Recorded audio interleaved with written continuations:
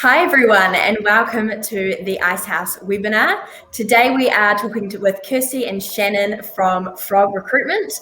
Frog Recruitment was founded in 2002. Frog is a fast-moving, innovative recruitment company with a reputation for delivering smart, successful talent solutions. In 2019, Frog became a people-to-people company, expanding the offering of leading technology, systems, and cutting-edge recruitment tools for their clients and candidate communities in Australasia. They offer amazing sustainable partnerships, employer brand partnerships as well, approaches to guarantee talent advantages, value-added benefits, cost-effective pricing, and have incredible portfolios across Australia and New Zealand. So today we're really looking forward to chatting with them both about trends and about recruitment sort of tips and tricks for our business owners. So welcome both. Thanks for being here. Thanks so much for having us. Thanks, Brian. So we just really love this opportunity to be able to share some of the things that we've found in the market. And of course, this last 12 months or so, and as we go into the rest of 2021, we're all experiencing things that we haven't faced before. So it's great to be able to share these experiences and to see, get an insight into how different businesses are handling these times, and also some of the great initiatives that are coming out of it and some of the real positives that have come out of COVID. So I thought I'd just start with a little bit of an economic snapshot. So I'm sure you're all aware of the huge effect that the COVID pandemic had on the world, and particularly with widespread lockdowns and how that affected the global economy. So in New Zealand, as you know, our response was short and sharp. So I don't know about you, but I felt a little bit hard done by at the start. It seemed like we were going harder into our lockdown than anywhere else in the world. But turns out that turned into much greater freedoms and a lot faster as well. So particularly for New Zealand, we were able to rise out of that and to return to relative normality or the new normal faster than other places in the world. Another effect of that is that because we were able to go back to workplaces, to get our businesses moving again, it meant that our business confidence and in turn our economic growth returned much faster than we've seen in other parts of the world. So Remy, if you bring up the graph there. So what this is looking at is really just comparing the effect of two different economic crises on job ad volumes. So we have in the Navy, we have the GFC, and then in the teal is the COVID pandemic. So you can see that the major differences is that V-shaped recovery and the due to COVID. So although the effects of COVID, we were hit much harder, we were also able to bounce back much faster as well. But also I guess, and we'll hear a lot more about this as well, is that the speed of change also brings its own challenges. So as you know, it's brought about a huge talent shortage. And also, if you look at, we gradually came out of the GFC, but that also gives you time to adapt, whereas this time around, you're have to change your practices and adapt to a really dramatically changed employment landscape really quickly, and you're not always going to get things right the first time around. So if you go to the next slide. So with, I guess, pre-COVID, we were already facing a candidate short market, but now with the additional roadblock of closed borders, along with candidate hesitancy, so that feeling of, I'm just unsure about what's going to happen, maybe I'm better off staying where I am and not taking that risk to move to a new employer. So because of those two big factors, labour shortages will now be the biggest barrier to business growth. So in May, we saw CKID recorded their highest number ever of jobs advertised for the third month in a row. But at the same time, their applications per job fell by 11%. So you're seeing that disconnect between, yes, we're back up and running, businesses are confident they all want to grow and have that capacity to grow in this new environment. And I guess while we've got a bit of a head start on the rest of the world, but we don't have the, I guess we're limited by the amount of available talent to be able to do that. So that's going to be a major challenge. I think one of the things that's interesting as well is that you might think, oh, well, okay, well, we're starting to see the rollout of vaccines and, you know, eventually we'll have the opening of the borders, but that won't necessarily solve all our problems in terms of candidate shortage, as we're likely to see the return of the Kiwi brain drain. So, you know, we have all our young talent have been stuck in lockdown and borders are closed, so they've had to put the big OE on hold.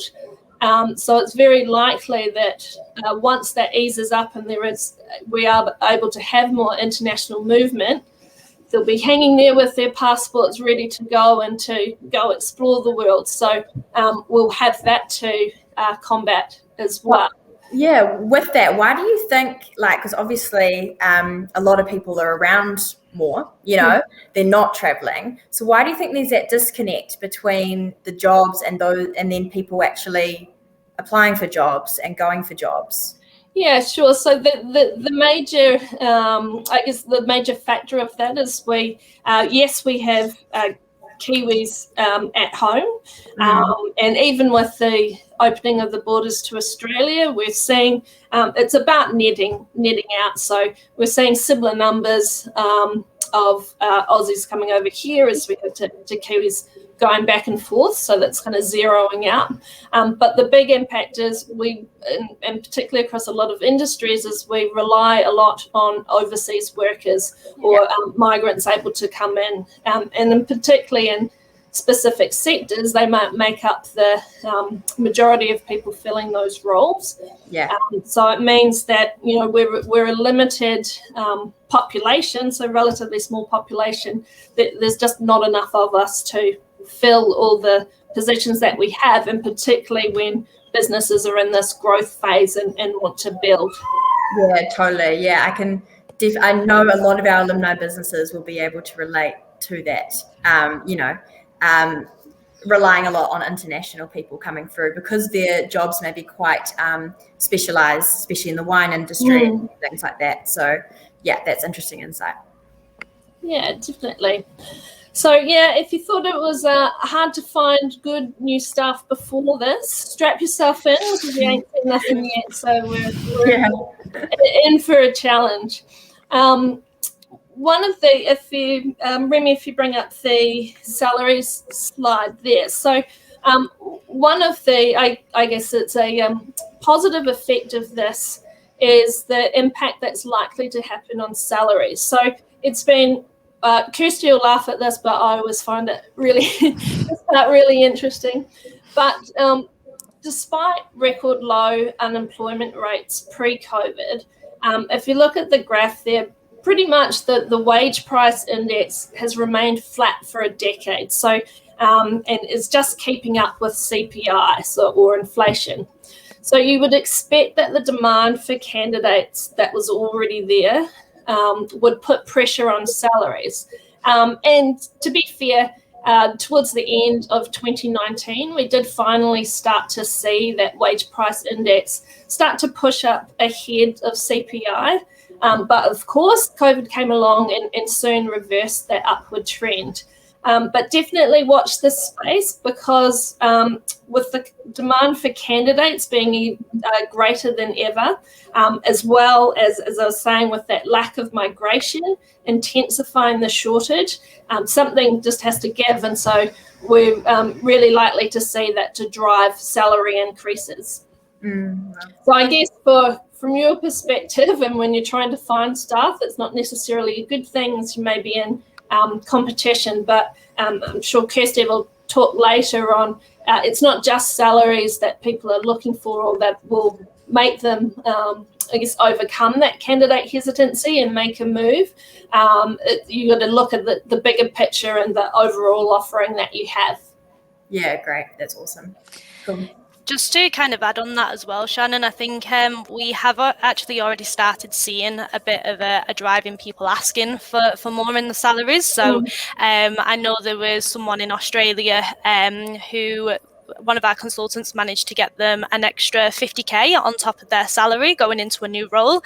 A counter offer came in from their company offering them even more than that. So we're definitely starting to see that push on salaries already, and people knowing that it is a bit of a candidate short market, so they're using it to their advantage. But yeah, we'll wait and see what happens, especially in New Zealand. Yeah, definitely.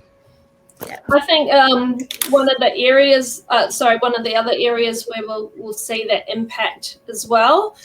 So some of the industries that have been hardest hit are things like retail, hospitality. So historically, some of at the lower end of the pay scale. So although we've seen increases in the minimum wage, so putting pressure on those businesses, we're likely with the demand as well, we're likely to see that push on expecting a higher hourly rate or salaries at that entry level, because candidates have other options. So they're going, well, yeah, I could do this role, but actually if I can get $5 or $10 more an hour in some cases, then that's going to come into play. So yeah, really interesting, and I think brings some extra challenges to employers as well. Yeah. That's it for me for that. And then on to my slide. Remy, so if you just go on to the next part.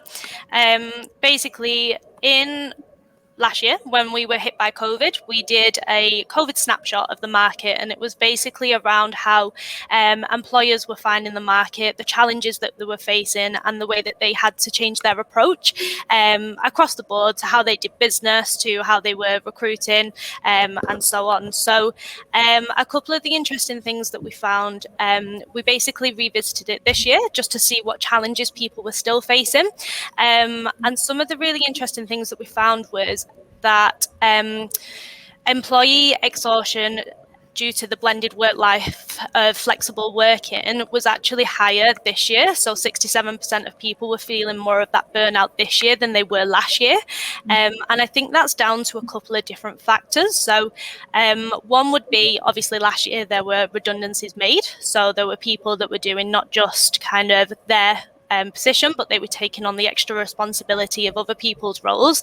And now we're in a candidate short market. So even though people are trying to hire back those positions, it's just taking a little bit longer than what it would have done last year. So a point around that is some of our roles on the permanent side roughly normally take around about 35 days to hire, whereas at the moment we're seeing an extension on that to around about 50 days. So it's just taking a bit longer to be able to find the right candidates for what you're looking for. And while you're doing that, obviously there's still that person that's taking on extra responsibilities.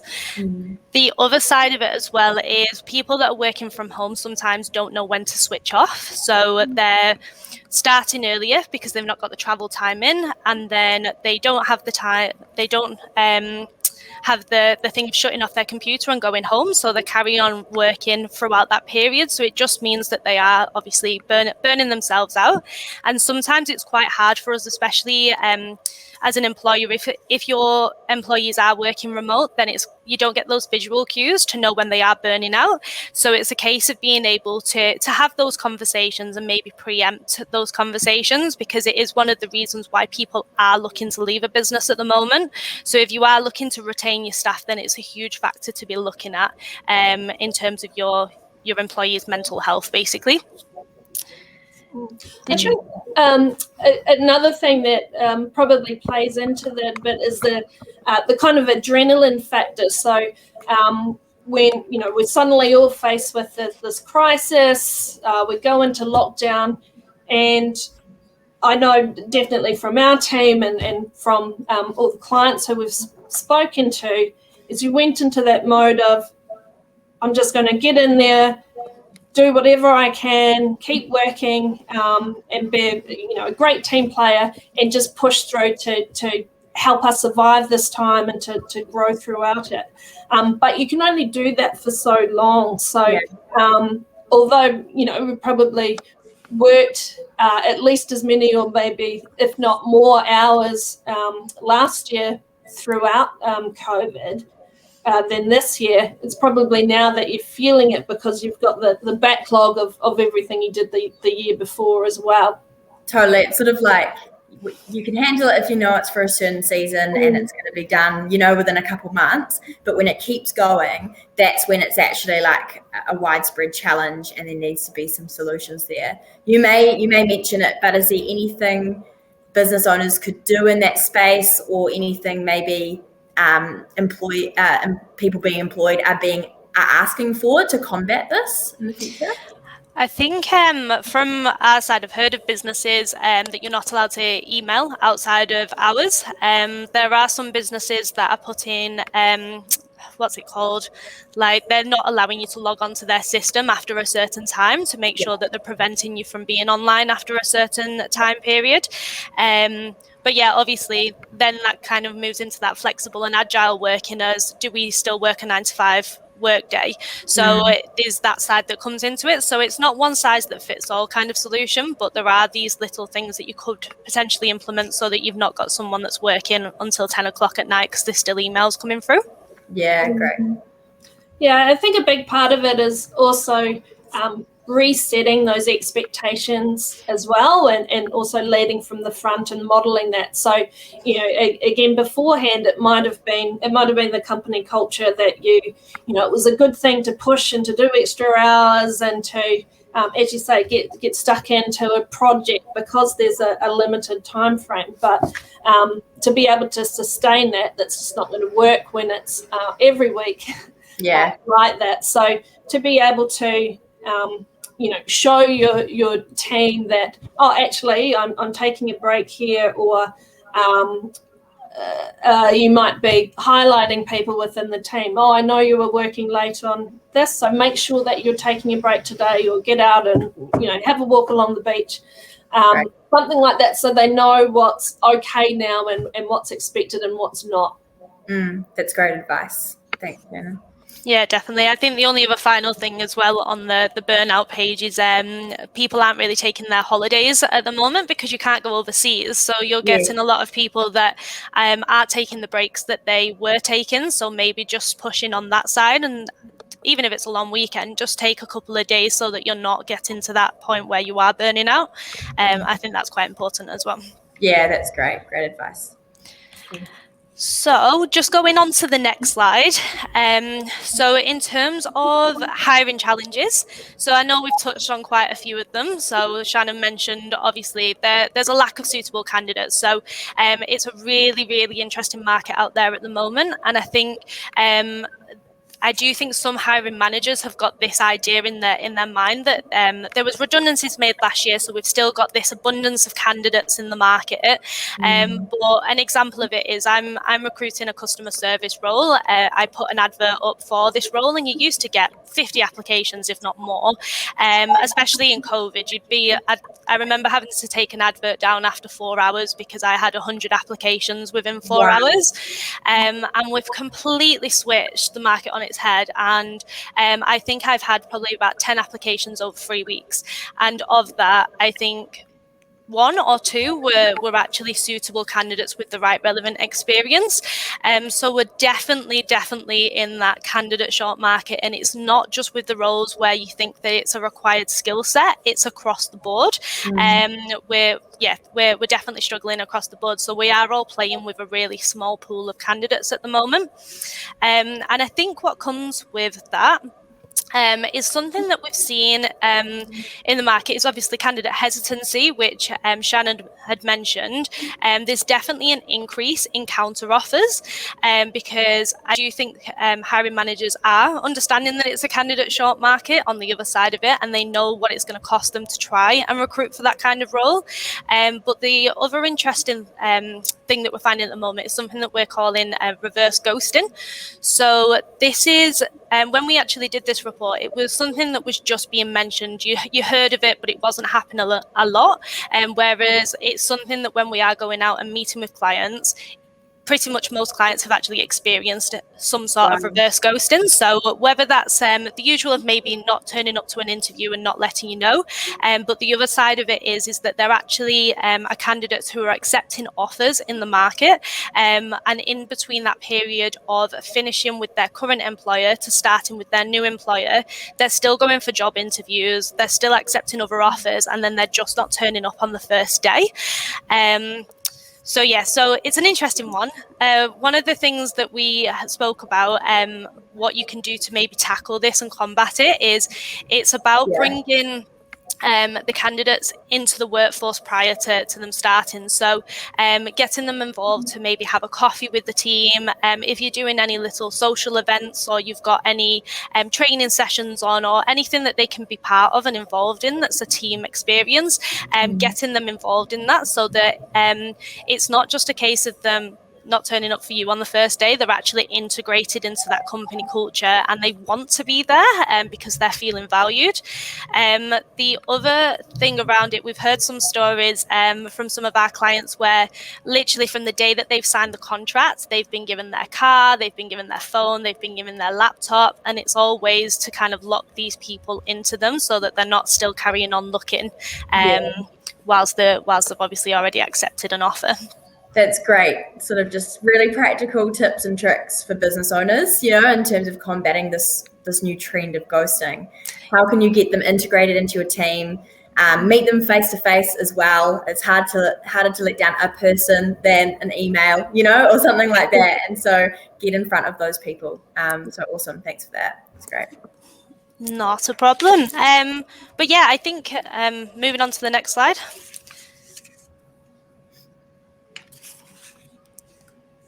I think this is yours, Shannon.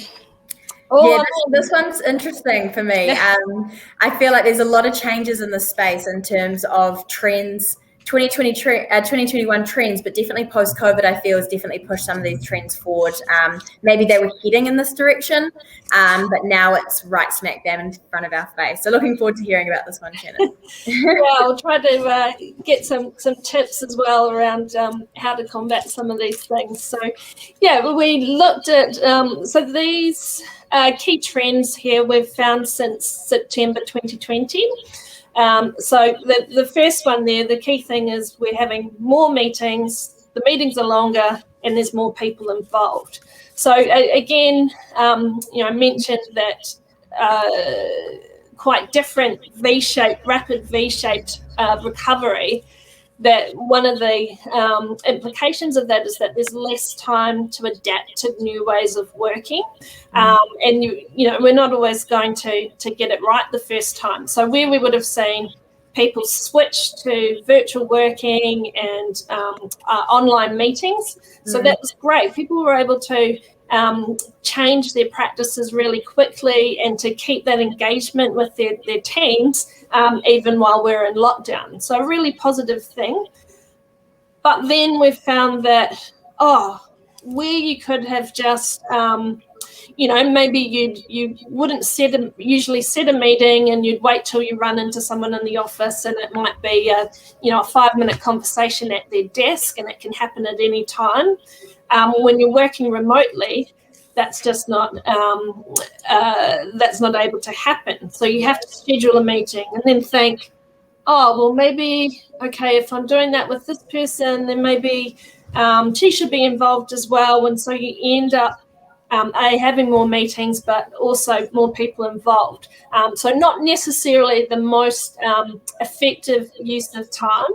And we saw this with working from home post-lockdown as well. So, there's differences in individuals and whether they wanted to get straight back into the office.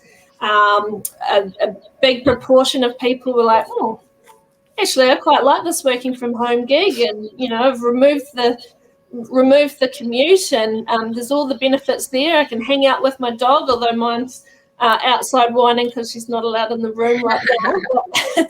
But, all of those extra things that we weren't used to, and went, oh, well, I don't want to give this up just because we can go back to the office. But I think it takes time to get that balance right between, flexibility and productivity. So being able to enable opportunities for spontaneous collaboration and team building within the office, and balancing that between being able to offer that flexible working that has really been a big driver, or something that people have seen as a benefit as well. Yeah, that's great.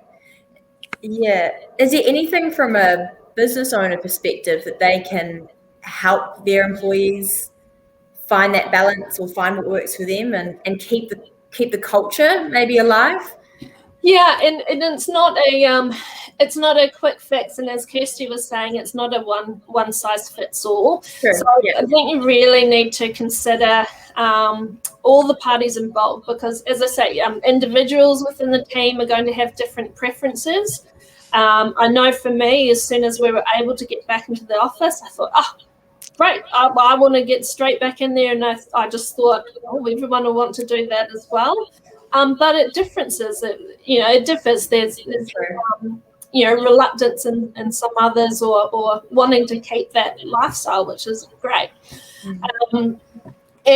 But you have to work out what's going to work for the team, your customers as well. So, can you still operate your business? Is the flexible working model that you adopt, is that going to work for the style of business that you have, or is it a role where you do actually need to be in the office? And I think you mentioned culture. It's a big part. So, we're all really creative in different ways to keep engaged and keep that team culture going while we're in lockdown. There's only so many team quizzes that you can do, though, I guess. Yeah. It really doesn't compare with the what you can do with just being in front of each other, and those it's just it's the unplanned moments, or the random things that happen while you're at work. I think a big part of it is, and we'll talk a little bit about the difference between rigid and agile, flexible working. Yeah. So for some, and even before COVID, we were looking at selling points for our clients. So most of them would say, oh, yeah, we've got flexible working, but what that actually meant to different companies or different employees was a huge variation. So on one end of the spectrum, more rigid and flexible working might have been, okay, well, you have 1 day a week that you work from home, and it's your normal 9 to 5 hours, and that's kind of set in stone. Whereas at the other end of the spectrum, you might go right down the other end, and it's more fluid, and they might say, okay, well, you work 40 hours in a week. How and when you do that and where is up to you. So I think it's having a look at what's going to still be a benefit for employees, but is going to work for the business and enable people to to be productive and work together really well. And I think that's important to say. It actually has to work for the business as well. This is a trend, and don't get me wrong, I love having the ability to have a flexible working week. But it has to work for the business overall, because that's what's you're employing these people, and that's what's driving this business forward. And so, yes, I love what you said about, can you then connect with your customers, not only the business, does it work for those customers and those people client facing and all that sort of stuff. So there are lots of points. So I guess what I'm trying to say is you have to balance the trends and what people are wanting with what you need as a business owner from your people. So yeah, that's great. Absolutely. And I think there was that temptation when we first moved down the levels and were allowed back to go, oh, well, this has been a really positive thing. So we want to be able to offer this to employees. So it comes from a good place. But then in practice going, oh, hold on. So I've got half the team coming to the office, but they're all on different days. And so they come in and there's 3 people there. And so what was the point of having, they could have done the same thing from working at home, and because they're not getting the benefits of having the team around them anyway. So, I think, and definitely from the different businesses who we've talked to, it's taken a bit of working out and a few false starts or going, oh, hold on, I think we went a bit too far down that line. Let's reel it back in, or really have a think about how we're going to do business now and how that's best going to work. Great. Definitely. I think just adding on that as well, there are companies that have obviously gone completely flexible, like come in when you want to come in and don't be here when you don't want to be here. And I think it kind of goes in with what you were saying earlier, Brian, around how's that affected company culture. And I know there's quite a few businesses where they've got a 90 people headcount, and on any given day they've got 4 people in the office. So the reason why people are looking to do the good reason from working from home, if you've got that checklist task to do, you just need to sit there, get your admin done, and you just need to zone out. Whereas obviously you're coming into the office because you want to collaborate, and that's when you want to be creative and think of your ideas. So exactly what Shannon was saying around the different teams, and obviously there was no point someone coming in if they were going to be sat in the office on their own, because you're just making someone come in the office to sit there. So it's being able to find that balance of, okay, how do we actually get people back into the office? And I think one, it's understanding why they want to work from home, but the other side of it is it's just creating an atmosphere where there's a bit of FOMO. So there's things going on in the office that people actually want to be in the office for. And there's just different kind of initiatives that I know companies are doing. I know there's one company who with remote workers to keep that company culture going. Everyone got sent out like a sewing pack, and it was to make these, I can't remember what it was to make that she said, but it was basically something for charity. And then they did an online thing for an hour where they all got to make it. And they had some employees that was like, this isn't really for me. And she's like, that's fine, you don't need to do it, but it's just something to keep everyone engaged and get everyone involved in what the company wants to, what their message is basically. So there's different little initiatives that you can do like that.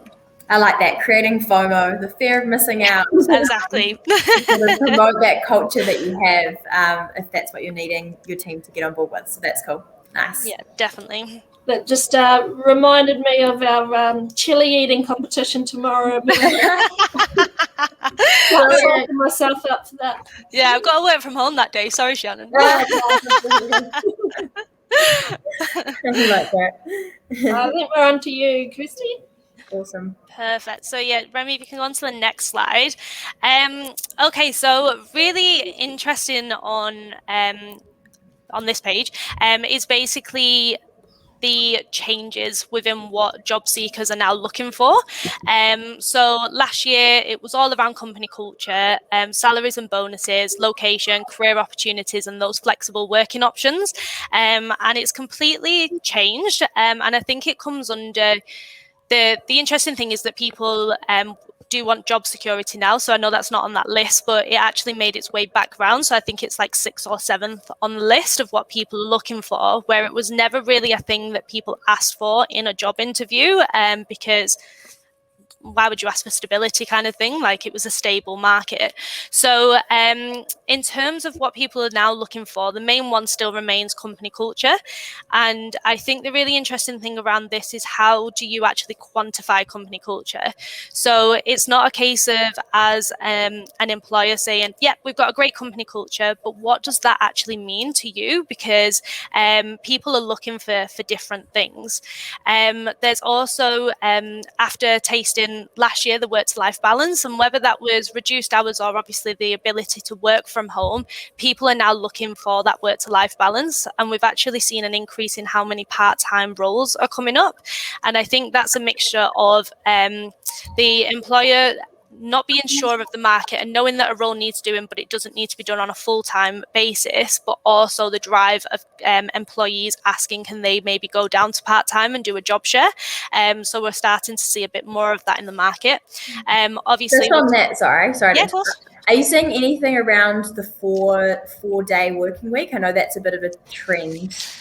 Yes or no? What are your thoughts on that? I personally haven't seen too much. I know that there's an agency that have started doing a 4-day working week, and from what they've said, it's worked really well. But I've not actually seen many employers actually drive that initiative just yet. Have you seen anything, Shannon? Yeah, not so much. Like you do hear, and probably 18 months or so ago, as you said, it was a trend. It was hit the news. It's a big thing and being driven, particularly in New Zealand. And now, yeah, I think that might be one of the options that different organisations are taking up. We haven't seen as much of it as perhaps would expect, but I guess it goes back to that, it isn't one size fits all. And if I think those organisations are quite brave in a way to be able to look at and go, can this work for us? Let's have a look at the business. Let's have a look at the team. Is this what people want? And to be able to make it happen if it's going to be something that's going to work for all those stakeholders. Totally. And I guess people are then deciding, cool, I'd prefer to be part-time. So going for more of like part-time roles rather than fitting for, yeah, cool. Awesome. Sorry. Continue. No, that's good. I guess the other thing in that space, and what we did see a lot of, particularly last year, is the rise of the side gig. So, and particularly with a lot of redundancies, or people might have been on reduced hours or unable to work from home during lockdown. So really reassessing, okay, well, when this gets back to normal, is this what I want to keep doing? Or maybe this is the time to, pursue my art, or whatever the case may be. So sometimes that balance with the part-time work allows them to try that out as well. So that's definitely something that we're seeing a lot more of, the business on the side. Yeah, that makes sense. Great. Brilliant. And then obviously we've talked about flexible working quite a lot, so I won't go into too much around that, but I do know that leadership style has come quite high, and I know we've all heard the saying, you don't leave your job, a lot of the time you're leaving your manager. So I think it's that kind of emphasis on people's leadership style, and that should be something that we're focusing on more as a business, how we're actually developing our leaders to look after our staff. So I think that's one of the main focuses. Just going on to company culture. So just going back, in terms of how do you promote your company culture? So I think, like I said earlier, it's about quantifying it. So instead of just saying, we've got a great company culture, how do you actually get that message across? So I think one of the really interesting things, and something that we try to do a bit of, but we definitely need to do a little bit more of, is our videos that we put out into the market. So we're in a time when remote working is possible. So things like showing people your office and doing a bit of a virtual tour of your office, and actually maybe introducing the space that people are going to be be working in prior to them starting, or even prior to the interview, so that they can get a feel as to where they're going to be working. We do customize videos on our job adverts, so it's where we talk about the actual role, about the company, and it's just a little bit more of a personable touch. I always say, Shannon, I remember with Shell, because she used to do a lot of her videos, your friend that came into the office, and she was like, oh, I know that girl, I know her, I just want to go over and give her a hug. And it was basically because Shell did so many videos and she put them online that people, without even meeting her, actually felt that they knew her before they met her. So it was just having that really kind of like personal, it is having that personable touch and getting your approach out there as well. And that's what people buy into, really. So it's always quite nice. So the other side of it is as well, is maybe instead of it always being really professional videos, just maybe doing something from the team. So instead of it being a video that's structured and you're explaining about the company and the role, having it from the people themselves as to why they enjoy working there. And you can really get some of those heartfelt messages out, which can showcase your company culture rather than it being your values or your mission statement, which people are, it's not from them as to why they're enjoying working for that particular company. I love those tips. They're brilliant because it makes your business just authentic, people feel like they have a connection with it from the get-go and more likely. And I know even when I've been looking for jobs in the past, I like to see where the office is, what it looks like, envision yourself there. So giving people the opportunity to do that is definitely a great hack. Nice. Definitely. Just to add to that briefly as well. So from before and what you're saying about what candidates are looking for now with company culture and with leadership, a big part of that is wanting to work with the good guys as well. So the way that people and organisations responded to COVID and whether or not they'd looked after their teams and the people within is a really big factor that, you would beforehand, you want to work for a good company or a good leader, but it maybe wasn't at the forefront. And when you hear different stories within the media of some who haven't done such a great job of that, it feeds into that candidate hesitancy of going, oh, well, they look good on paper, but how am I going to know that they're going to look after me and do the right thing once I get in there? So again, the more that you're able to open up the curtain and show a bit behind the scenes and to give that feeling about what type of people you are and how you work together and what it's going to be like, the better, and to help put candidates at ease, and also for them to know, okay, yeah, that definitely looks like somewhere I want to be. Yeah, awesome. 100%. And just going on that as well, Shannon, I think that's a question that candidates are now asking in an interview. So how did you navigate COVID? How did you treat your staff throughout COVID? So it's questions that are becoming a little bit more common in interviews. So being able to just put your best foot forward on that front. Great. Perfect. And then, I think some of the other points on there are just kind of take 5 minutes during the interview. I think we get so involved in maybe asking the candidate questions about themselves and telling them about the actual job, but do we actually ever tell them about the company culture and what that actually looks like, and being able to, like I said, quantify it? And what does that look like? We do career development in the sense that we buddy you up with a senior consultant so that you're getting those opportunities to learn, or whatever that might look like, and the fun things that you do outside of the office, but all of the things that are really important to candidates at the moment, actually selling what your company culture looks like. Yeah, and don't just wait for the person to ask that question at the end. Oh, what is your company culture like? Actually front face it by mentioning it up front. So it's, you're showing it's important to you. 100%. And I think going on that, it's a candidate short market. So at the moment, candidates have got the pick of which jobs. So it's your time to sell your company and sell why they should be coming to you. Perfect. Great. Brilliant. And then, I think the only other things are anything that you do. And I mean, I know we're quite good with our email signatures. We do things like Trees That Count. And we've got New Zealand Top Dog, which I know is behind me from last year. So that'll be on our banners. But it's just a great way to showcase some of the different things that you are doing as a company. And it's the things that stand out to people and that they like and that what they'd want to come to you for. Great. That's awesome. Anything else to add from you there, Shannon, or overall? No, I think that's it. So just thanks for the opportunity to have a good chat with you today. Yeah. I hope you've been able to pick up a few things. In the slide deck, there's a QR code so that your members can download a soft copy.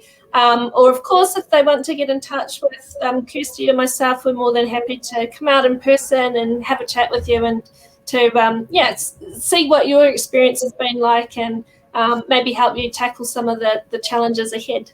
Yeah, thanks so much, Kirsty and Shannon. Our business owners, this stuff's really valuable, and like you said, it's sort of a candidate market at the moment, and so the more help we can give our alumni and our business owners and our network to really hire amazing people so we can see their businesses grow, that is a massive value add to us and our network. So thank you so much for your time and all that you do at Frog Recruitment.